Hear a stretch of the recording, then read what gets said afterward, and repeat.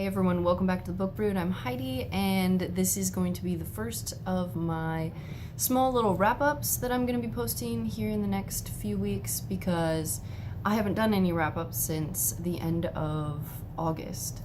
So I thought I'd just break these up into like little 4 or 5 book chunks, and this is the first one. So at the beginning of September, I finished Now I Rise by Kiersten White. Can we talk about these covers for a second? Because I love these UK editions, and I specifically made sure I got this one to match this. I like them way better than the American covers, which have just like a dagger and some flowers or something like that. Anyways, I think this series is so awesome. Badass female Vlad the Impaler, morally gray slash like villain character. I mean, it's Vlad the Impaler. She goes by Lotta in this story, and I absolutely love this series. This is the Conquerors Saga, and the third and final one comes out in spring, and I'm so excited. I cannot wait. I can't really talk a lot about this one because of spoilers, but basically it revolves around Constantinople, and the entire time I was reading this I was singing that Istanbul, not Constantinople song in my head, and it was hilarious. But this was a 5-star read for me. I absolutely loved it. I think it might actually be better than the first one in my opinion, which is surprising because the first one was my favorite book of last year.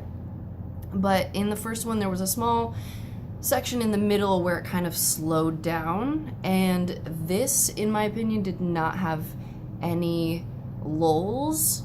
I feel like it was very compelling all the way through. So highly recommend this series if you haven't picked it up already.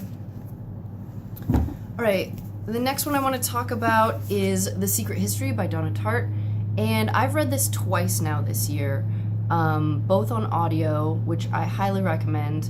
The audio is really good. Donna Tartt narrates it herself, which I think gives it I usually like when narrators or when authors narrate it themselves, in the exception that I did not care for Patrick Rothfuss narrating The Slow Regard of Silent Things.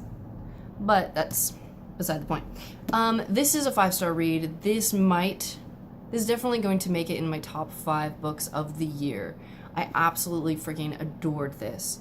This follows a group of elitist college kids who are studying the classics, and they kind of separate themselves from everyone else in the college, and they get really wrapped up in the classics, and they separate themselves from like the modern world. Anyways, so there's this huge separation, and then something happens, a murder happens, and you get to see inside their minds and how they process and how they justify their actions, I guess. So I absolutely loved this. It was incredibly compelling, morally gray characters, borderline villainous characters. I don't know. They're unlikable characters, but I love that. I live for that. I found this incredibly compelling and heartbreaking and wonderful, and it definitely lived up to the reread. I definitely enjoyed it the same amount on the second time, so highly recommend that one. The next one I read was For Real by Alexis Hall. And don't know much about this author except for I read Iron and Velvet earlier in the year, and I was really impressed with the writing, so I picked this one up. And this has got to be the healthiest sub-dom relationship I've ever read.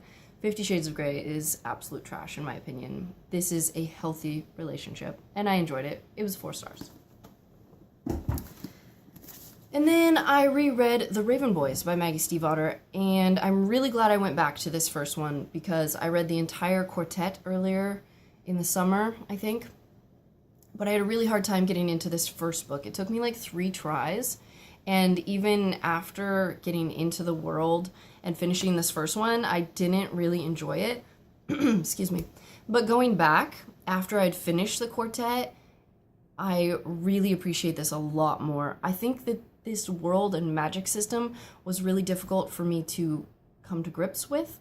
But after you go through 4 books with these characters, and then you go back and you notice all the foreshadowing and all the little details, I really appreciated it so much more. And so I actually upped my rating. It's still a 4.5 star, in my opinion. I prefer the second book, The Dream Thieves. That's probably my favorite in the series, but I actually like all of the later ones really well. And so anyways, yes, those are 4 books that I enjoyed, and I will see you again with another wrap up soon. Bye.